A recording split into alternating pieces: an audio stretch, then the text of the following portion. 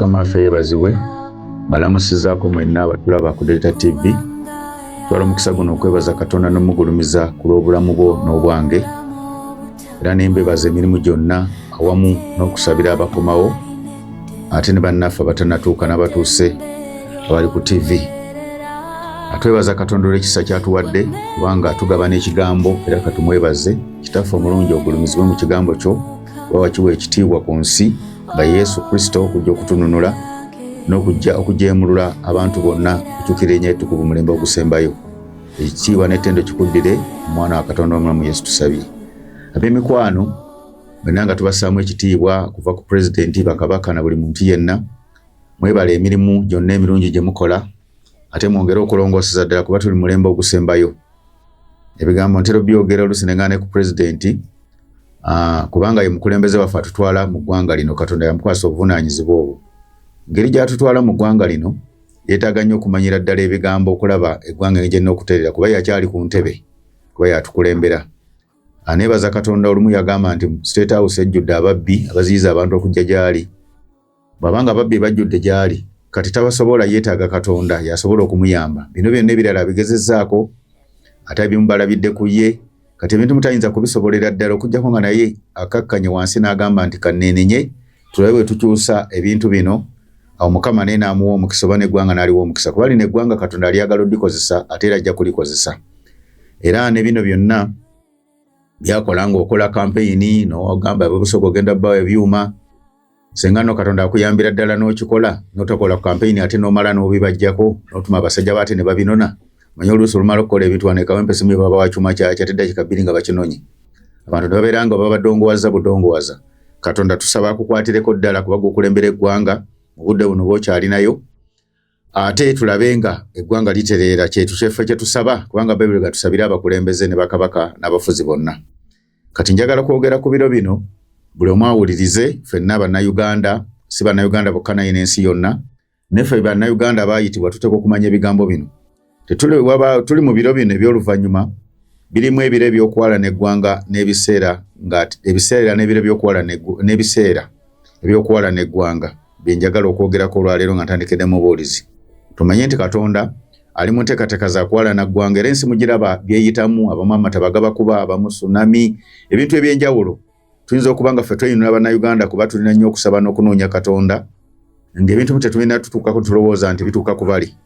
Tuli mu bubuulizi 3 olunyiriro olwokunaluga nti ekiseera maluga nti olusooka olunyoosoka luga nti buli kintu kiriko entuuko zaakyo na buli kigambo ekiri wansi w'eggulu kiriko ekiseera kyakyo. Olwokuna ekiseera kyo kaabiramu amaziga, n'ekiseera ky'okusekeramu, ekyokuwaaliramu, n'ekiseera ky'okuziniramu. Njogedde olunyiriro olwokuna n'olusooka nti Katonda yategeka ku nsi kuno nga buli kintu kyonna tutambula mu nsi eno ey'abalamu, buli kintu kirina ekiseera kyakyo. Naye njogedde ku kiseera ky'okukaabiramu amaziga n'okusanyukiramu, okuwubaaliramu n'okusanyukiramu, oba okulabiramu ennaku. Ebintu ebyo Katonda yabitegeka naddala nga ensi emaze okugwa ne bitambula nga birina emikono ebiri. Bakingamba emikono ebiri oba enjuyi bbiri. Ebiseera ebimu oluuyi olumu luba lusanyuka ng'olulala lukaaba. Ate obudde obutuuka Katonda n'atuusa okusanyusa luno olubadde lukaaba, manya na luli olubadde lusanyuka lugenda kukaaba. Ebigambo bino byenjogera biwulize bulungi, tuzze nga tuyigiriza ku kwenenya. Kikukwatako okutandika okwenenya gwe buli kinnomu ampuliriza okuleka by'obadde okola. Kuba kati Katonda ali mu budde oba ebiseera, tugedde ku biro n'ebiseera. Ebiro kitegeeza biba biwanvu omutambulira ebintu ebyo byonna. Bino ebiro byonna eby'oluvannyuma tuli mu biseera birimu okuwala n'eggwanga, era abantu balina ebibatuuseeko, bamu waliwo ebitutuuseeko. Nga Katonda atwalanako eggwanga bajjajjaffe bye bajja bakola ne tulaba embeera ze tuyitamu. Naye ate ne wabaawo n'ekiseera kitegeeza obudde bwennyini. Kati tuli mu budde bwennyini obwa Katonda okuwala n'eggwanga, kubanga ebisinga bannayuganda tubiwulidde n'ensi tugenda tuwula ebigambo bino. Ababuulizi bangi balabudde, abannabbi bangi balabudde ensi. Naye kati tuli mu biseera byennyini oba obudde bwennyini obwa Katonda bw'alina okuba nga awala n'eggwanga. Kati gwe buli ky'obadde okola naddala munnayuganda, ng'okikola ng'olumya bannayuganda oba nga weeyagaliza kino na kino, naawe obudde bwate butuuse beera ng'obumanyi. Si ku Uganda yokka, naye wabula ne ku nsi yonna nga Katonda agenda kuba nga awala n'eggwanga okuviira ddala ku paapa. Obufuzi bwa paapa agenda bwala n'eggwanga kubanga Bayibuli egamba nti Babuloni ekibuga ekyabenzi ng'ayogera ku mukyala omwenzi atudde ku nsolo emmyufu. Tetugamba nti omukyala oyo omwenzi atudde ku nsolo emmyufu ategeeza obufuzi bwa Vatican nga butudde ku zi gavumenti ezo super power waggulu, kubanga buli kigenda mu maaso obufuzi obuba bukimanyi bukyenyigiramu, buli kikola kyonna ekibi. Katonda agenda kubanga wala n'eggwanga, naawe abitambuliramu, naawe yabyegattamu. Ekiseera eky'okwenenya twababulizigiriza enjigiriza n'okwenenya kwonna bwe kutambula, ng'osobola okusalawo oludda lw'oyagala okusigalako, oba owenenya oba osigalayo. Ne kanjogere ku bigambo bino owulire nti Katonda atuuka ekiseera n'awala n'eggwanga okusinza ku Bayibuli, n'atuusa ebiro bye n'atuusiza ddala ebiseera. Isaaya 61 ega nti omwoyo gwa Mukama Katonda guli ku nze, kubanga nfuseeko amafuta okubulya abawombefu ebigambo ebirungi, atumye okusiba abalina emitima egimenyese, okulangira eddembe ly'abawambe n'abasiba okubagula ekkomera, okulanga omwaka gwa Mukama ogw'okukkirizibwamu, n'olunaku lwa Katonda ffe olw'okuwaananiramu eggwanga, okusanyusa bonna abanakuwadde mu Sayuuni. Nti Katonda bw'aba atuuse okuwalana eggwanga ate abaako baasanyusa adde bakaaba. Wano yali ayogera ku Isirayiri okusinga, kubanga yayita mu mbeera, naye nga naye kyagiyisa mu mbeera ate yali agiwalanako ggwanga. Gwampuliriza embeera gy'oyitamu, Katonda oluusi naawe aba akuwalanako ggwanga okusinga bye wakola. Abayisirayiri bano okubateeka mu mbeera baamala kumujeemera, n'atandika okubawalanako eggwanga, n'atandika okubanyigiriza, n'atandika okubacocca, n'abateekangako amawanga ne gabanyigiriza, naye ng'abawalanako ggwanga olw'okumujeemera n'ebyo bye baakola. Gw'alina embeera gy'oyitamu, saagala otunule sayidi emu ng'otunuulira bali abakucunya oba abakunyigiriza. Sooka weezuule kiki ekirindeetera okunyigirizibwa. Kitegeeza nti naawe olina bye wasobya mu maaso ga Katonda ebikuteekako abantu ne bakucocca ne bakuloga. Bwe baba bakuloga n'ewammwe manya baaloganga, bwe baba bakubba manya n'ewammwe babbanga. Buli kye bikutuukako bakutteko omukyalawo manya n'ewammwe bwe kyalinga bwe baakolanga. Kati Katonda abisasulira obudde bwabyo. Ne bw'amala okuyisa mu mbeera eyo ng'akyusiza okusonyiwa, kitegeeza nti ate agenda kuwalana eggwanga ku balala. Kati yasinga okwogera ku Isirayiri yabonaabona nga Katonda agibonyaabonya. Naffe nga tubonaabona mu nsi ey'abalamu tumanye nti Katonda aba atuwalanako eggwanga bajjajjaffe bye baakola, ffe bye twakola, sayidi ya maama bye baakola, ebitundu bye byakolanga bye beenyigirangamu, ebyo byonna Katonda abiwalanako obusungu. Abantu abamu tebamanyi nti ebintu bino bituwalanyako eggwanga, bye bitulwanyako eggwanga. Naye Katonda ate bw'akyusa n'abaako baasaase naga nti bano banyigiriziddwa nnyo, ng'akyukira oludda olulala. Kati bannayuganda banyigiriziddwa nnyo, ate alina abantu bagenda okukyukira. Ekkanisa enyigiriziddwa nnyo, Katonda agenda kukyukira amadiini oba obufuzi bwa paapa obwo obubadde bunyigiriza ekkanisa ya Kristo okusinza ku Bayibuli.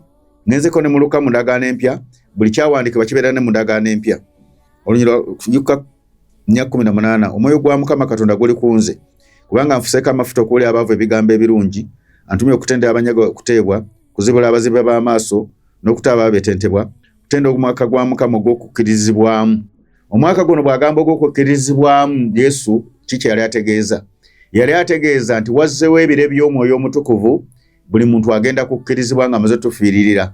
Buli muntu akkiriza okulokoka, buli muntu akkiriza okwenenya ajja kubanga akkirizibwa. Naye ate n'obudde bw'okukkirizibwa, tuli mu budde bw'okukkirizibwa omulembe ogusembayo. Ti Katonda atulonze ng'eggwanga Uganda okutukkiriza omuweereza, okumukolera. Wabawo ebiseera eby'omuntu eby'okukkirizibwa, wabawo ebiseera by'omuntu ebiro by'omuntu nga takkirizibwa mu maaso ga Katonda, nga Katonda wali amuwa emmere okulya, buli kimu kisobola okubeerawo n'obulamu, naye ng'alina embeera z'ayitamu oba za bwavu oba za birwadde oba bizibu nga biganya okuvaawo, nti Katonda nga sinnakukkiriza kubanga nina bye nkuwalanako. Kati ebiro by'okukkiriza ebiseera byaga nti omwaka gw'okukkirizibwa gunnyonnyola ebintu bingi, naye wali asinga kutegeeza nti omwoyo omutukuvu bw'anajja tugenda kuba ffenna tukkiriziddwa bannaggwanga okulokoka, okusembera eri Kristo, okusembera eri Katonda, kubanga twali twawuddwa ku mawanga amalala nga baatugaana. Naye naawe wennyini ali awo, Katonda ayinza okuba nga olina embeera gy'oyitamu nga Katonda aganye okukkiriza n'essaala zo buli z'osaba, buli kyokola kiganye. Kitegeeza weezuule bwezuuzi, oleme kubeera nga olwanagana n'abantu kusinga nnyo. Weezuule lwaki embeera eno etubeerako.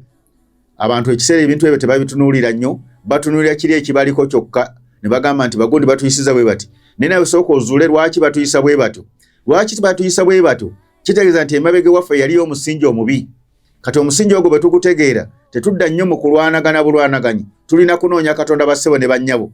Lwaki eggwanga Uganda liyisiddwa bwe lityo n'abantu banyigiriziddwa, Bannayuganda okusinga, n'olaba nga abagwira be beeyagala bokka okusingira ddala wano mu Uganda, be basinga okweyagala, abagwira, Abacyayina, abavudde e Sudaani, Eritrea, abavudde Rwanda batali ba wano okujjako abazaale ba wano n'abazaale ba wano era bano banyigirizibwamu kubanga ebikwata ku ggwanga Uganda ebibakwatako. Abantu abo oluusi lwagwawo mulimu abamu abasanyuka. Lwaki banyigirizibwa nnyo? Wateeka okubaawo ekiri emabega. Buli wonyigirizibwa wezuule waliwo ekiri emabega Katonda kyakuliteekako omukono gwe ogw'amaanyi. Ne bw'akyusa ate akyukira ababadde bakunyigiriza. Kaakati bw'abadde anyigiriza abantu njagala owulize ebigambo bino. Ti Katonda kati ate akomyewo okusaasira abantu abadde banyigirizibwa mu ggwanga Uganda kubanga yalirita naye abantu abo bonna abadde banyigiriza bannaabwe Katonda agenda kubanyigiriza, agenda kubakyukira. Waliwo ebintu ebimu nga bwe bijja toyinza kutegera makulu gaabyo naye ng'ate Katonda abaana kyategeeza. Kati Pulezidenti bw'agamba nti nno abantu abamu baali nabo oyinza okirabanga ekyokusaaga, oyinza obutakitegeera mu makulu gaakyo nti bali mu State House. Lwaki yakyogedde golooza amaze ebbanga nga tamanyi nti babba era abamanyi nti babba bulijjo. Bw'aba akyogera Katonda yennyini aba ayogera ng'aggyayo ebintu abantu bategeere. Mwabasaba mutegeere engeri gye musabamu. Tiwaliwo abantu nga ne Pulezidenti yennyini tabasobola wadde naye alina ebyo byakola nga nabo baamusobera dda baamulemesa dda baamufuukira akagumba baamufuukira Simi Kagumba weegoge nga takyabasobolera ddala ne bw'akola atya. Era ekyo kyenva ntera omukubiza ne muga nti awulize enjiri eno naye akakkane wansi kubanga Katonda amubanja ebiro byalinawo weewaawo. Omanyi Katonda yakolanga bw'ayagadde era batera okugamba nti Pulezidenti abbye obululu era abubba kituufu ekyo kyo tuyinza kimumamu naye ate nga naawe amugamba naawe oli mubbi. Kakati awulina okwezuula obululu buno abubba atya? Abubba nga naawe weenyigiddeko muyamba okububba kyava abubba kubanga basooka kubawa busente. Kati babagamba abekisoka bagenda bagulira ekyuma batambula bagaba emiyoga batambula bagabira abavubuka sente. Kitegeeza nti mwenna mwenyigidde wamu okubba obululu. Gw'ogamba ye nti abba obululu nga gwe omuyambye. Era eyo pulogulaamu y'okubba akalulu tolowooza nnyo nti ndala kubanga babbi amagezi olubawa kano akasente olubawa kali nga mwenna muga nti musira abeewo. Bakati ab'engulu abagambye ente ziveeyo ate bw'amala okutuuka ku ntebe ng'ate asobola okuzizzayo kujja Katonda yayamba. Kunyanga namwe mwefungiza ne munoonya Katonda ne musaba. Kati nze mbabuulira engeri gye bababbamu muyinza obutakitegeera. Kati yamaze ddaaka akalulu okabba kubanga agenda abawa obusente agenda ndi ngenda bagulira ebyuma ngenda kukola kino. Kati yamaze dda okubabba amagezi naye n'oga nti yabba akalulu nga naawe wennyini okabba. Kitegeeza nti naawe olina ekikolimo kubanga wakkiriza enguzi abireeta mu biseera bya bululu. Wali tabafaako ng'obululu tebuliiwo. Waliwo Mawo ekigambo kyayogera si kyakijjukira ekitibwa Mawo n'ekigambo kyayogera kyansanyusa. N'agamba nti bwebeera mu biseera by'obululu kala babeera na ndala ndoza ebeera ya green ya mirembe ba bbulu naye kati obululu buggwa kale efuuka myufu. Era kati abantu bonna baba babimanyi bakugamba teri akwata kuwa boda boda baba wadda order temukwata kuba boda boda temukola bwe muti teri anyega ku muntu. Kati lindako bimala okuggola okolabe ojja kula boda boda bazisomba okuzitwala ku poliisi kubanga saawa yakubba kalulu saawa yakulimbalimba abantu kubabuzaabuza ate nabo balina okubabba lwa nsonga kubanga bakkiriza. Era Katonda n'abirekayo n'aga nti mwenna mufaanana bassebo ne bannyabo. Kyenva mbagamba nti kati Katonda kyaba atunaanyala kibayigiza okwenenya. Buli omu amanye nti ensobi tuzikoze. Nange nakkiriza obusente nakkiriza obusabbooni nakkiriza kino na kino ekitegeeza ffenna eggwanga ffe tuli waayo ffe tulyonoona. Ne senga tetukkiriza ebyo senga eggwanga litereera bassebo ne bannyabo. Kakati nga mbuulira enjiri eno tuli mu biro ebyokwenenya kitegeeza naawe akkiriza kasabbooni naawe akkiriza ssente ezo naawe akola ekyo kitegeeza nti Katonda naawe akuvunaana olina omusango mu maaso ge. Bwe mbuulira enjiri muleme gamba nti ekwata ku Pulezidenti yokka oba ekwata ku bakabaka bokka etukwatirako ddala ffenna bannayuganda bannansi n'ensi zonna. Tuvola banze wadde oyagala akalulu wadde oze nga wazze kusabira sigana kusabira kubanga kya Bayibuli okusabira abantu n'abakulembeze era tubasabira naye toyinza kumpa kasabbooni toyinza kumpa 2,000 toyinza kumpa 1,000 toyinza kumpa mmotoka n'enzikiriza kubanga mmanya nti mmaze okubba. Ate Bayibuli ega nti enguzi emalamu amagezi n'okutegeera. Abantu abasinga tebakyategeera tulabanga abategeera tebakyalina magezi naye tulabanga abalina magezi okusinza ku Bayibuli. Bo balabanga bagezi mu maaso ga Katonda ye alaba abantu bafaanana bulala. Oluusi bayinza oga nti musumba avuma naye omuntu bw'otabeera amagezi ekiddirira era kiba kitegereka butegerekesi. Kati abantu balaba mu gavumenti naye tebakyalina magezi kubanga bali enguzi. Bayibuli ega nti enguzi emalamu okutegeera. Kati bassebo ne bannyabo obudde buno bw'okuwalana eggwanga twandibwekuumye ne tukyuka bassebo ne bannyabo. Ne mu Daniel 7 njogera kuwalana eggwanga. Okuwalana eggwanga kitegeeza nti Katonda agenda kuggyayo obusungu akuvunaane buli kintu kye wakola bwe budde bwe tulimu. ate tuli mu biseera byennyini bassebo ne bannyabo. Tuuse ku Daniel 7 eyogera olunyira omwenda nendaba okutuusa entebe ezaateekebwawo omukadde yakamala ennaku ennyingi n'atula n'ebyambalo bye byali bitukula ng'omuzira n'enviiri z'oku mutwe gwe ng'ebyoya by'endiga ebirungi n'entebe ye yali ya nnimi za muliro ne bannamuziga ba muliro ogwaka. Omuggo ogw'omuliro ne gutiirika ne gufuluma mu maaso ge. Enkumi n'enkumi ne bamuweereza n'obukumi emirundi 10 ne bamira mu maaso ge. Omusango n'okuba bitabo ne byanjululizibwa. Bwe twogera ku mugga guno bassebo ne bannyabo ku ntebe zino ezaateekebwa ku nsi, Daniel yali alagula biseera bya mulembe gusembayo ng'ategeeza nti entebe zigenda kujja ku nsi kuno ey'oluzungu emu mu abamanyi olufuutifuuti etera okugamba nti throne were set in place or thrown down, tizaasulibwa ku nsi, nga Katonda ategeeza nti wagenda kubaawo entebe ezisuuliddwa ku nsi bassebo ne bannyabo.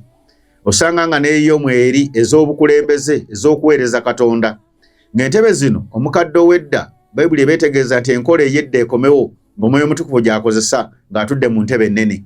Naye omugga guno ogw'omuliro ogutiirika y'embeera egenda okubeera mu bulamu bwo ne mu nsi gy'owulira, ng'embeera etabuse efuuse embeera buli omu emutuukako mu ngeri ye, oba ya bwavu oba ya buyinike oba ya kulwanagana oba ya ntalo, embeera eyo oba ya muyaga ejja gwe mugga ogw'omuliro.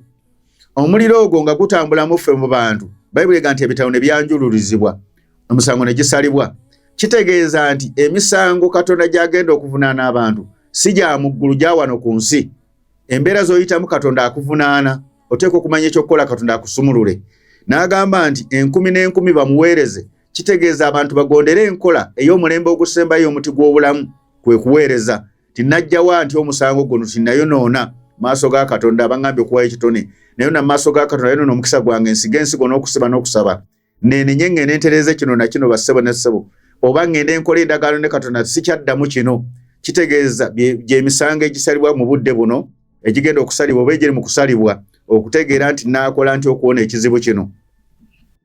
Negamba nti natunula mu biro eby'eddoboozi ery'ebigambo ebikulu ejjembe eryayogera.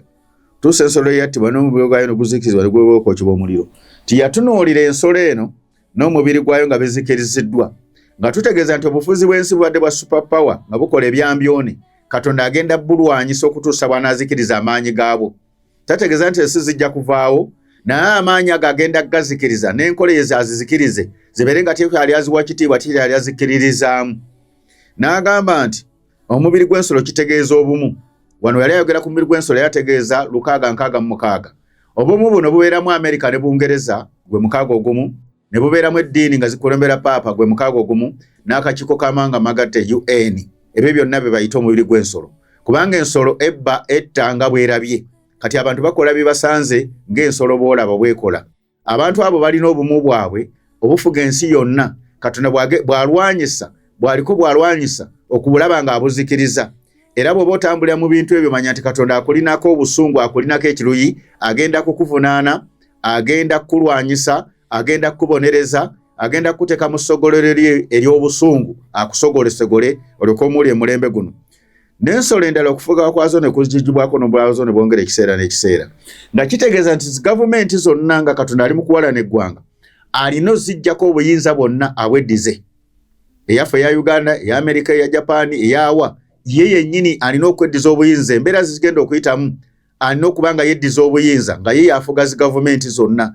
Kyobala nti gavumenti nazo ojja kulaba nga tezirina buyinza, naye nga Kristo yalina obuyinza. Ng'amakulu ekigambo kye tubuulira kye kirina obuyinza, nga bw'ogamba pulezidenti eki Katonda akugamba kino, tokiddamu ate n'akiddamu nga Katonda amulumba.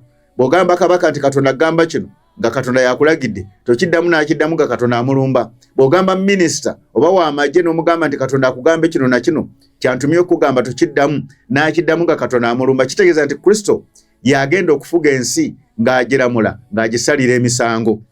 Olunyiriri olwa 21. Natunula ejjembe eryo ne lwana abatukuvu ne libasinga.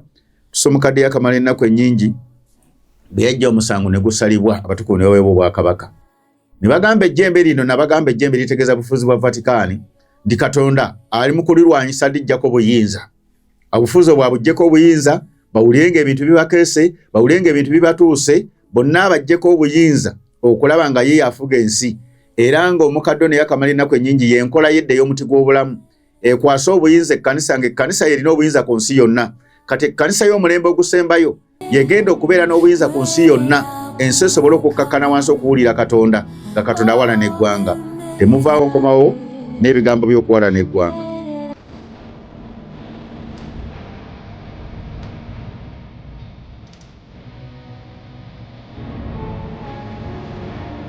Mukama waffe yeebazibwe, tukomewo n'okuwalana eggwanga. Lwaki tulabula abantu ate ntubabulira ebiriwo? Buli mbeera omanye ekiriwo kubanga n'ekyokukola weekiri. Bw'olaba ng'embeera ekunyigiriza nnyo ne bw'onoolwana n'okola otya tojja kugisobola bassebo ne bannyabo. Mu budde bw'okuwalana eggwanga, Uliza Balumi egamba bw'eti 17, temuwalananga muntu kibi olw'ekibi, mwetegekera ebirungi mu maaso g'abantu bonna. Obanga kiyinzika ku luuyi lwammwe mutabaganenga n'abantu bonna. Temuwalananga mwekka eggwanga, abaagala waakiri musegulire obusungu, kubanga kyandika nti okuwalana kwange ndisasula bw'ayogera Mukama. Bayibuli eyigiriza bassebo ne bannyabo gwanyigirizibwa nkuwa amagezi ga bwereere. Bayibuli ekugambe nti towalana ggwanga, eggwanga lirekere Katonda yawalane. Era bwe mulaba embeera eziri mu maaso, tetuganye osobola okwerwanako nga bakunyigiriza, osobola okubaako ky'okola, naye tokozesa ddogo, tokozesa kuga nti njagenda nteme gundi kuba yatema abantu bange, tokozesa nti ngenda kukola kino na kino, kuba Katonda oba otudde mu ntebe ye ng'agenda okuwalana eggwanga ate awo batajja kukuyamba. Kati gwampuliza kakkana wansi, owulize ebigambo bye nkubuulira. Oyinza okuba ali wakunyigiriza ku ttaka lyo, ayinza n'okuba ng'alina emmundu, ekyo si y'ensonga. Oyinza okuba akunyigiriza abanyigiriza ku bizinesi mukaba kati mwekalakaasa. Babagambe temuwalana gwe okwekalakaasa sinabagaana nga mwerwanako ba temwekalakaasiza bubi, naye sinabagamba kyembabulya temuwalana ggwanga, tetukuba abasirikale tukole bwe tuti. Bayibuli egamba nti mwe musegulire obusungu, kubanga obusungu naye buyinza okukukwatiramu. Naye nja bbawo amagezi buli awulira ng'onyigirizibwa. Osobola n'okugenda mu kkooti ya Katonda, ekyo kyangu nnyo n'owaaba emisango. Kkooti bawaayo batya ekyangu, osobola okwogera ebigambo n'otegeeza Katonda embeera gy'oyitamu n'abakunyigiriza, eyo kkooti ekola. Ate bw'oba oyongedde okutegeera ebuziba ku nkola y'omuti gw'obulamu, osobola okufunayo kye bayita ensigo. Ensigo kye kintu nnyina ky'osobola okufuna okuva mu mutima gwo, n'ofukamira n'osaba Katonda omuga nti ensigo yange eno Mukama ngireese mu maaso go kuwaabira gundi ne gundi ali ku ttaka lyange alina emmundu nemeddeko. Katonda ajja kukulwanirira bw'onooba owuliza kye nkugamba. Ensigo oba oyinza oggiwa mu buweereza abantu bonna bw'oba owulidde, naye ng'omaze gisabira nti Mukama nze mbawadde eddagala lya bwereere, muyinza okulizanyisa oba oliyita ery'okusaaga, ti Mukama mpaabira muwanguzi ono yajja ku ttaka lyange n'aleeta abasirikale, kubanga naye musirikale baali mu gavumenti aliremeddeko. Katonda yennyini ajja kukugolokokera, ajja kugolokoka alwane n'omulabe bw'olaba tomusobola. Gwe totawana ngenda muleetera bijambiya kumutema, kubanga ate ojja kuyiwa omusaayi ate nagwo Katonda gukuvunaane. Oba ngenda munoonyeza ate bammundu balala bamukube, ebyo byonna by'oba onoonya gwe wennyini ojja kweteekako omusango. Bw'oba oyagala okuwonyezebwa mu maaso ga Katonda, gwe towalana ggwanga.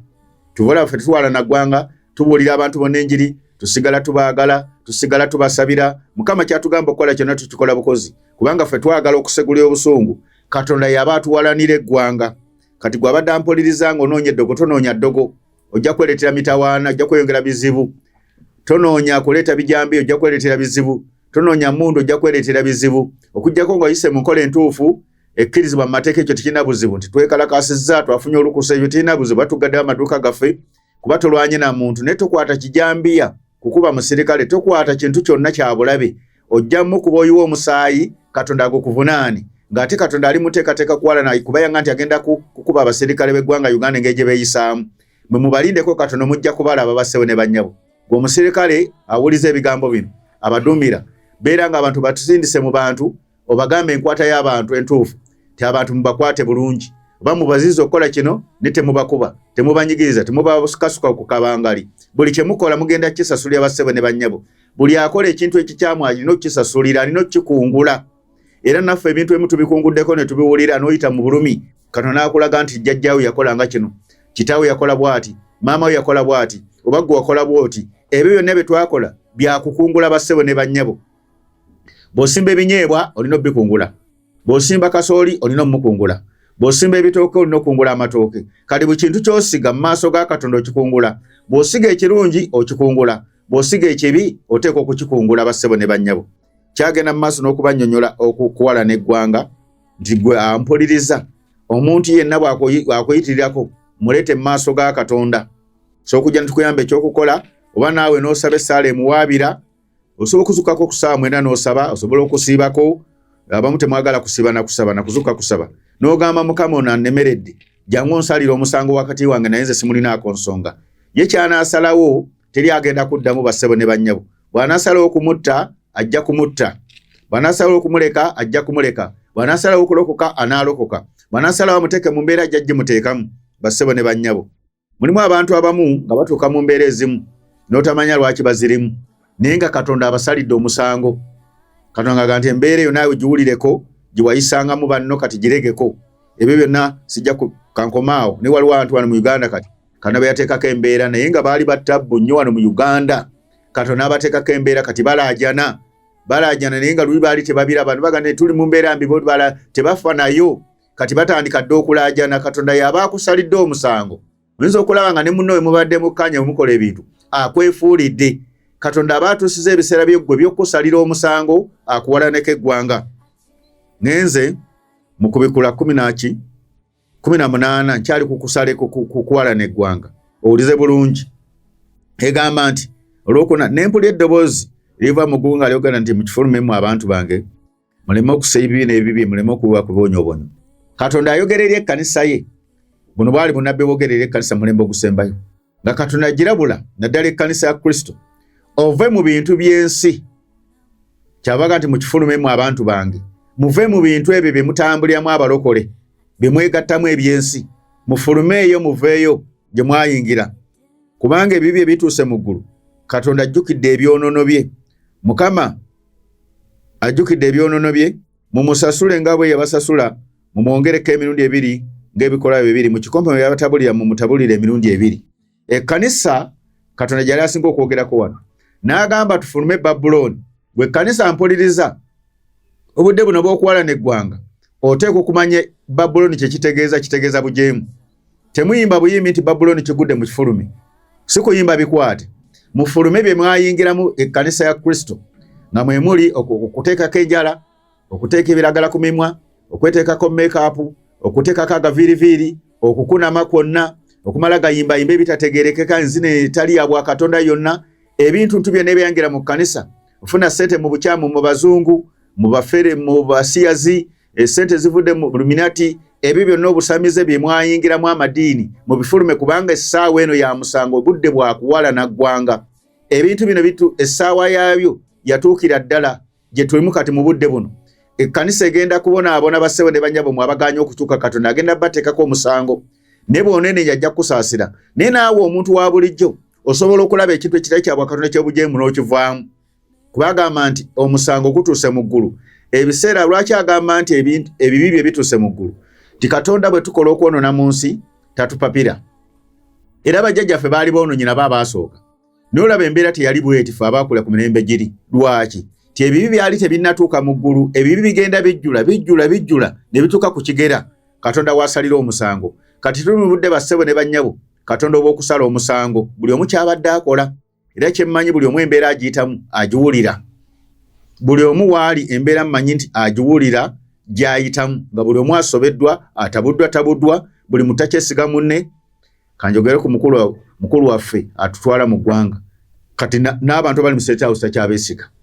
Kubaga nti ate nabo be bamubba, be baziyiza abantu abajja omuwa amawulire amatuufu. Bamuwa ekiteeza ne bambegaba abamu, bamuwa n'amawulire amafu. Oluusi ne bakola ku bantu effujjo nga bamuwadde amawulire amafu, naye ebintu ne atuuka ekiseera nga bimutabudde. Kubanga ebintu abantu babimanyi, bifuluma baga nti ate ono mbadde nsubira akoze kino. Oluusi n'ebintu ebimu bye bakola si yabibalagira, naye yeebuuza bwebuuza n'alaba nga ate kino mwakikoze mutya, nga kyabaddewo baakikoze, oba mutabani we yakikoze. Abuuza ate bano bali luddawo bye batubuuza ti bonna battadda, nga baabattadda bamukuba birango, nga naye tamanyi nti baabattadda baabakwata ne babatta nga bamukuba birango. Naye nga bimusobedde, gwolaba akulembera ggwanga bimusobedde, akulembera People Power bimusobedde, kabaka wa Buganda bimusobedde, kabaka w'Etooro n'owaawa bimusobedde, baminisita bibasobedde, abasuubuzi bibasobedde, abasomesa bibasobedde, fe abazadde bitusobedde. Buli omu ebintu bimusobedde. Lwaki? Tetuli mu biro n'ebiseera ebyokuwalana eggwanga Katonda byatugamba ffenna tukyuke. Enjiri oyinza obutagyagala naye ate ge mazima. Oba oyagala nnyo twala ebyamagero, sinnakugaana kugenda mu basumba twala ebyamagero, ogira ogenda, naye eggwanga birina kutuukako ojja kuwulira. Katonda takyali ku byamagero, ebyamagero abikola asobola byekola si kibi. Naye Katonda ayagala abantu kukyuka, kwenenya. Yessaawa ya kwenenya kuva ku mukulembeze w'eggwanga okutuuka ku muntu wa wansi, nga buli omu yeekebera mu mutima gwe ne yeesalira omusango Katonda gusalira na mulala tinange ndaba kino nakola kikyamu nange kiri nakola kikyamu na kino kye nakoze kikyamu awo Katonda bw'atunaatuka okutegeera bwe kutyo ojja kulaba nga tuwonye naye agamba nti mumusasule lwaki aga nti mumusasule kitegeeza nti nagambye osobola n'okuwaabira omuntu n'omusasula nti Mukama ono yatuttira abantu batutidde nnyo abantu neffe tuli mu kusiiba tuleese ensigo yaffe ffe twagala naawe tumutabulire ekikompe naye anyweko nze mbasomesezza munaaleka butamanya kukola ngambe nammwe abantu ba bulijjo musobola okukwata ensigo zammwe oba okusaba teri Katonda gw'atawulira n'ogamba nti bano be batusse ennyo bayiye omusayi gw'abaana baffe tuzze kubawaabira mu maaso go mu kooti yo Katonda n'awulira nga mubawaabidde mu maaso ge nina abalumba mujja kuddawo mukabe buli kiseera gundi batukoze bwe bati nedda mu maaso ga Katonda teri atakkirizibwa pulezidenti akkirizibwa kabaka akkirizibwa nze nzikirizibwa omuntu wa bulijjo buli muntu yenna mu maaso ga Katonda akkirizibwa essaala gy'asaba ey'obwa Katonda agiwulira mbawadde amagezi mugende musiibe muve mu kuwagana muve mu kulwanagana musobola okusibako ne musaba ne Mukama tuzze mu maaso go ne tuli bubi batunyigiriza nnyo abasuubuzi muze muve mu by'okulwana mugende musiibe mugende musabe Katonda ajja kutuuka ku abo abanyigiriza abalumbe bajja kulaba nga bakomyewo bakakkanye wansi naye mbawadde n'eddagala mukozese ennono y'ensigo sigo kintu kyonna ne bw'oba olina kasoli omusiga ne bw'oba olina emmere ogisiga ne bw'oba olina sente ozisiga ate tegaana ne bw'oba ogisizemu munaku esiga ogisiga n'ogaana Mukama tusaasire ne tuli bubi tubagamba temuwulira kimi kyakubakolera oba munaawulira mutya ngenze ku lunyiri olulala ndi kukusala omusango mwe mwennyini musobola okwerwanako nga mukozesezza na mundu nga temukozesezza na kulwanagana na kwekalakaasa nene mugenda mu maaso ga Katonda era nze omuntu bw'ambeera obubi ngenda mu maaso ga Katonda ne muwaabira ne mugamba nze simulinaako musango naye kindeese wano kumuwaabira ogenda okulaba nga oyanvuddeko tanzirira era teri ayinza kunnumba kubanga nze kooti ngimanyi va ku zino ekkooti ezaffe eza Uganda ez'ababbi ate njukidde ekyekooti nakyo nkijjukidde kaneebaze ate neebaze oba omukulembeze w'eggwanga bekikwatako nakyo kijjidde wano mu njiri n'ekijjukira abaakyusizza abalamuzi b'emikono nakino kankidde mukiwulire njagala kubeebaza oba wakitiibwa yakikoze oba yenna gwe kikwatako yakyusizza abalamuzi b'emikono naye bw'oba okyusa yongera ne bana abali munda waliwo omukyala gwe baŋŋambye Naalongo agaana okuyingiza ebintu by'abantu mu ddata nga ne baakolagana nabo waliwo ettaka ly'ekyungu waliwo abantu amu famire yaffe lwakuba twawukanamu waliwo abantu amu mu famire eyo ettaka ly'ekyungu lwe bagenda okukolera lwere bali mu famire bantu babiri bakutusemu babiri waliwo abamu nga bafere ng'ebiwandiiko ebituufu babiziyiza nga baagala okubba ssente z'ettaka eryo ekyo nakyo kankyogere ku mpewo bwe kikwata kakiwulire nga bakolagana n'abantu b'omulandisi bakolagana n'abantu abalamuzi ne mwebale kukyusa abalamuzi b'emikono n'abo abakola munda bateeka mu ddata namwe mubakyusize eddala be bamu abalemesa abantu ne babagamba sisitimu teriiko omuntu n'amutambuza n'amalako omwezi naye nga bakutte enguzi ekyo nakyo nkimaze naye gwe kikwatako weenenye mangu ali mu kkooti y'emikono akikola baŋŋamba ye Naalongo ekyo kankyogere ate tewali kyakunkola nze njogera mazima ebyo kambiteekeyo kubanga amawulire buli omu agawulira gano amawulire ga Katonda gano buli omu agawulira n'omukulembeze kyemanyi agafuna katubayambeko eggwanga lisobole okutereera ngenda kukuwalana eggwanga kuwalana eggwanga kuno ngambye nti osobola okuwaabibwa mu maaso ga Katonda kansooke nkulaga olunyiriri olabe nti Katonda avunaana asala emisango ku Bikula 19:11 naye ndaba eggulu nga libikuse laba embalaasi enjeru n'oyo agituddeko ayitibwa mwesigo w'amazima mu butuukirivu asala emisango alwana Bayibuli egambye nti eggulu lino eribikuse kuliko atudde ku mbalaasi bategeeza Yesu Kristo nti asala emisango alwana kitegeeza nti bw'obanga olina olutalo ne bw'otalwana gweosobola okugenda mu kkooti ya Katonda nti jangu onsalire omusango ate onnyambye onnwanireko mulekeraawo okulwanagana n'abantu bassebo ne bannyabo waliwo Katonda wasobola okulwanirira nga waddeyo n'omugamba nzize maaso go kunnyamba fukamirako wansi omugambe nti tuyambe bannayuganda mufukamireko wansi mugambe tuyambe eggwanga litusobedde tetumanyi gye liraga waliwo abantu babbye ssente z'eggwanga bassa abantu babamazeewo babbye amataka bagamazeewo tubawaabireko mubawaabire muleme kutulekera mulimu namwe mubawaabire mbawadde ennono ewaaba nsigo yokka gati Mukama waliwo ffe atulwanyisa ku ttaka lyaffe Mukama waliwo bano abalina emmundu ffe tetubasobola Mukama waliwo bano abatuteekako emisolo ne batubirika emisolo ne batulemesa buli kimu tubawaabire bassebo ne bannyabo Katonda agenda bawalanako eggwanga kankulaga omusajja ono asala emisango alwana lunyirwa 12 amaaso ge gwe muliro ogwaka ne ku mutwe gwe engule ennyingi nga n'erinnya liwandiikiddwa omuntu yenna lyatamanyi wabula yekka. Omusajja olwana ye Mukama waffe Yesu Kristo. Bagambye nti amaaso ge muliro gwaka, ankubikula ekyama. Bw'owa mu maaso ga Kristo, abantu abalumba kennyini ng'ayaka. Omuntu omwe yawumula mumumanyi. Naye era kamwogere erinnya kubanga temujja kulitegeera. Bamuyita omukulu mu mirundi yawumula. Waliwo ebintu bye yali yakola effujjo lyakoze ne tusabe essaala wano. Naye yagamba nti yalaba Yesu ng'amulumbye ng'ayaka.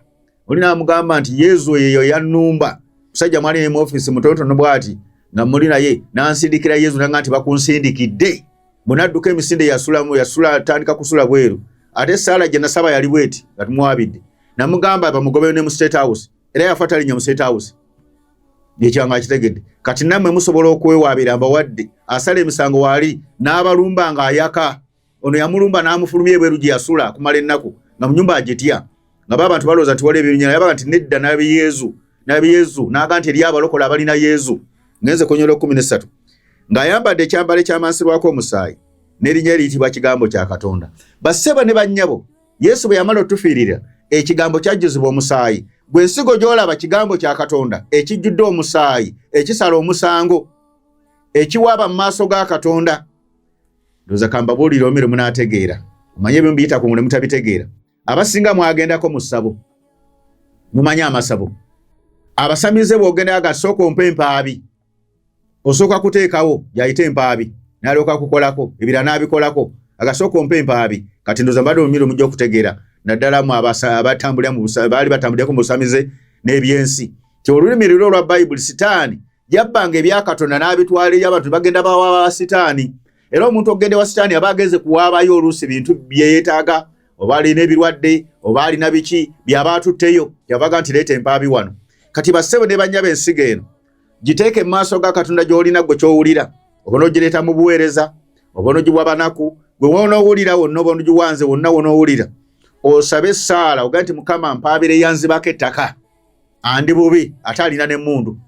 Bannayuganda maganye ne mukwatanga bataano muga nti tuwaabira abasajja bano babbye nnyo ssente z'eggwanga. Tuwaabira bano bakoze kino na kino na kino. Nga beekwese gwe buli gw'owulira osobola omuwaabira nange osobola okumpaabira olina eddembe. Olaba nina kye nkukoze. Ye maaso ga Katonda talyanguzi Bayibuli bw'egamba. Taliko nti ono muwanguzi, taliko nti ono pulezidenti, taliko nti ono kabaka, taliko nti ono minisita. Ye asala musango gwa nsonga. Kyova ku Dawudi yali amulumbye. Nabbi n'amugamba nti wattu bw'oti n'otwala mu kawiriya ogenda kufa. Dawudi ne yeenenya. Bwe yeenenya naye yamugamba musango gwe yasala. Yamugamba nti ekitala tekijja kuvanga mu nnyumba yo. Era n'amusalira omusango mulala. N'agamba mulirwana wagenda kutwala bakazi bo. Era mutabani we yamwefuukira. N'asooka mutwalako abakazi be n'amuyigganya. Naye nga Katonda yamusalidde omusango. Katonda asala emisango osanga bw'aba yagisalira Dawudi. Ng'ate Dawudi yali aweereza Katonda. Y'omu ku bakabaka baali baweereza bamanyi Katonda wadde yakolanga ebisobyo. Naye ate pulezidenti waffe atamanyi nnyo Katonda, oba kabaka waffe atamanyi nnyo Katonda, oba bakabaka. Bw'aba yasaliranga Abayisirayiri emisango. Naffe asobola bulungi otusalira emisango kubanga ebitabo byayanjuluzibwa. Genda mu Danyeri 7 ogaye nti Mukama gwe yanjuluza ebitabo osala emisango. Ne waliwo andi obubi wuuno. Ndese mpaabi yange ino ngisabidde ngenda nakusiba ngenda giwa abanaku. Nyamba ompulire. Katonda ajja kugolokoka asala omusango gwe bassebo ne bannyabo. Kubanga ali mu budde bwakuwala naggwanga naawe osobola okwerwanako. Ne tubawaabira abajjamu ensigo abayisa amateeka okujjamu ensigo Parliament ne tugiwaabira. Abagayisa amateeka ago. Ne tuwaabira oyo abatunda ensigo abo ne tubawaabira. Katonda n'abasalira omusango. Kamalize n'ebigambo bino abamu bwe mutamanyi. Waliwo omusajja omu wano sijja kwogera linnya leka muleke. Baagenda ne batandika okusala abakazi babatta entebe babatta esimanyi Namuŋŋono bayali side kyawo. Akati nno ssebo nga yakulira poliisi naye ng'agenda bugenzi n'atunula butunuzi. Abantu bwe batta bino bijambiya biringa bijambiya ntuka nti awo tumuteekeko mu kooti ya Katonda. We twogerera kati ssebo naye alina embeera gy'ayitamu kuba twamuteeka mu kooti. Eggulu limugamba nti gwe kaba kumansula eri. Ali eyo bamutambulirako butambulizi wadda bambega bamutambulirako tanawayinza nakudda ne wayagala okudduka okugenderwana ne bakwata ne bazza. Kati atambula nga nkoko gwe balunda obulunzi oba mbuzi nte balundula mulondoole. Lwaki? Katonda yamusalira omusango kubanga ebyagenda nga maaso yali abimanyi. Abantu bafatafaayo ate yakulembera. Era bw'abampuliza yayinza okwetegeera. Katonda yakusalira omusango olina kwenenya bye wakolanga. Bassebo ne bannyabo. Zenjiri wenji babuulira, babuulira mazima. kati gwatawuliriza tujja kuwaabira oba oli pulezidenti oba oli kabaka oba oli muntu wa bulijjo oba okulira amagye oba oli mutabani wa pulezidenti gwokulira CDF whatever tujja kuwaabira mu kooti abantu mbawadde eddagala ly'okuwaaba mbawadde ekikolo ky'okuwaaba omulyango oguggulirawo okuwaaba mbawadde amaanyi ag'okuwaaba bassebo ne bannyabo oba toyagala kuwaaba gwe bireke ffe tujja kuwaaba ne bwana ba pulezidenti tujja kukuwaabira kabaka tujja kuwaabira minisita tujja kuwaabira mamba ba pale tujja kuwaabira bassebo ne bannyabo mukama bankumire mwenenye